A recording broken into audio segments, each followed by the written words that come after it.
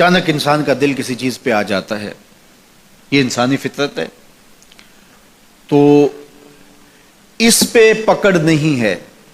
صوفیہ کہتے ہیں کہ تمہارا دل اتنا صاف ہو کہ تمہارے دل میں یہ بات بھی نہ آئے،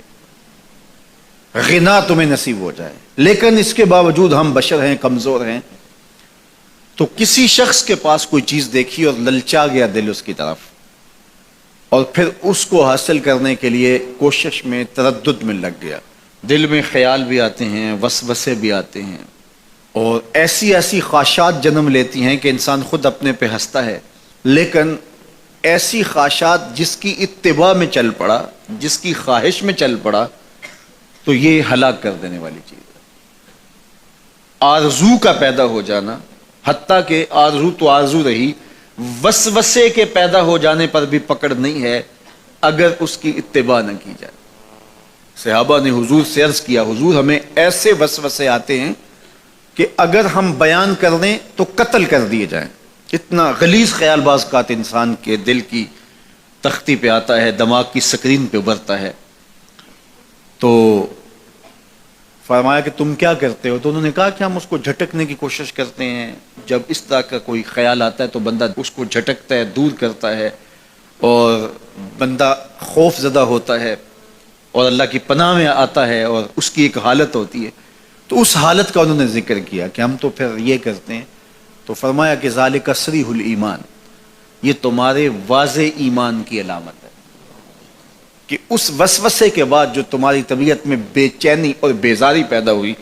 اور اس کو دھکیلنے کے لیے، اس کو خیال سے ہٹانے کے لیے، اس کو تصورات سے دور کرنے کے لیے جو تم نے کوشش کی، یہ تمہارا ایمان تھا جو کھڑا ہوا، اور تم اس سے بچنے کی کوشش کرتے ہو، تو یہ تمہارے ایمان کی علامت ہے۔ تو خالی وسوسہ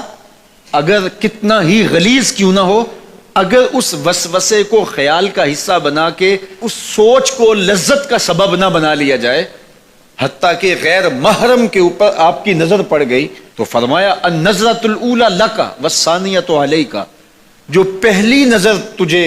حاصل ہوئی تو وہ تیرے لیے ہے،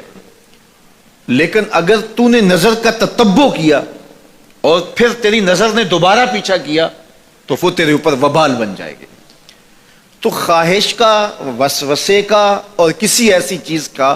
دل اور دماغ کی سکرین پہ ابھرنا اور خیال پیدا ہو جانا، یہ کوئی بات نہیں ہے۔ انسانی زندگی کے اندر کتنے ہزار خیالات جو ہے وہ انسان کے دماغ میں جو ہے وہ پیدا ہوتے ہیں، اور پیدا ہو کر کے مٹتے ہیں، پھر نئے پیدا ہوتے ہیں۔ کبھی بھی انسان کا دماغ خالی نہیں رہتا، ہر وقت سوچتا ہے۔ آپ اگر یہ طے کر لیں کہ میں کچھ نہیں سوچنا، تو یہ سوچ رہے ہوں گے کہ میں کچھ نہیں سوچنا۔ یہ کبھی ہو نہیں سکتا کہ آپ کا دماغ ہو اور اس کے اندر جو ہے وہ کوئی خیال نہ چل رہا ہو، ہزاروں لاکھوں خیالات کا ایک ہجوم گزرتا ہے۔ تو انسان کا دل، دماغ اس طرح بھاگتا ہے۔ آپ اچھے لوگوں میں رہیں گے تو خیالات پاکیزہ ہوں گے۔ دیکھیے، آپ گندگی کے ڈھیر سے گزر رہے ہوں گے تو خیالات اسی طرح کے ہوں گے نا، اور اگر پھولوں کی روش سے گزر رہے ہوں گے، صحن چمن سے گزر رہیں گے تو خیال اس طرح کے ہوں گے نا۔ آپ جو ہے وہ کسی بازار سے گزر رہے ہوں گے تو خیال اس طرح کے ہوں گے، اور مدینے کی گلی سے گزر رہے ہوں گے تو پھر خیال اسی طرح کے ہوں گے نا۔ اس وقت آپ کے خیالوں کی دنیا کسی اور جہاں میں آباد ہے، اس لیے کہ آپ رسول اللہ کا فرمان سن رہے ہیں۔ لیکن اگر آپ کے سامنے کو گویا غزل گا رہا ہو تو پھر خیال کی وادیوں میں بھٹک کے کہیں آپ اور کھڑے ہوں گے۔ اب بات حضور کے فرامین کی ہو رہی ہے تو تصور پھر گنبد خضرا کے مکی کا ہی ہوگا نا، تصور تو پھر شہر حبیب کا ہی ہوگا۔ لیکن اگر آپ باتیں دوسری جانب کی کر رہے ہو تو تصور پھر ادھر جاتا ہے، اور اسی لیے ہمارے علماء نے کہا کہ گانے کی طرز پہ نعت نہیں پڑھنی چاہیے، اس لیے کہ گانے کی جو معروف طرز ہوگی، جب اس طرز پہ نعت پڑھی جائے گی تو سن آپ نعت رہے ہوں گے، طرز سے آپ کے دماغ اور آپ کے خیالات بھٹک کے کہیں اور چلے جائیں گے۔ اس لیے یہ گوارا ہی نہیں ہے کہ ذکر رسول اللہ کا اور خیال کہیں اور جا رہا ہو، خیال آوارہ ہو اور بھٹک رہا ہو۔ جب تذکرہ حضور کا ہو رہا ہو تو خیال بھی گنبد خضرا کے مکی کا ہی ہونا چاہیے۔